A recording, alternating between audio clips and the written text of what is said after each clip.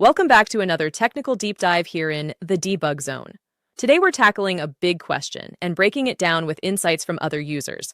Hopefully this clears up some misconceptions and helps you get the answer you need. So buckle up, stay a little curious, and let's jump right in.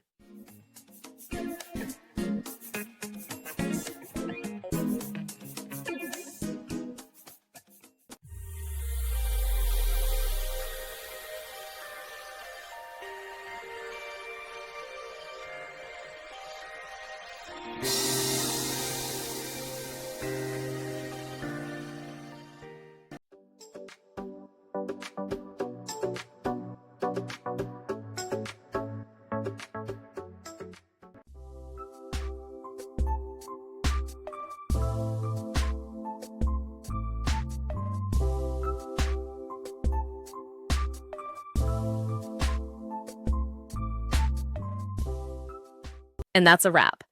I hope you found the answer you were looking for. If you did, take a second to hit that subscribe button. It really helps out. And let me know in the comments which solution worked best for you. See you next time in the debug zone.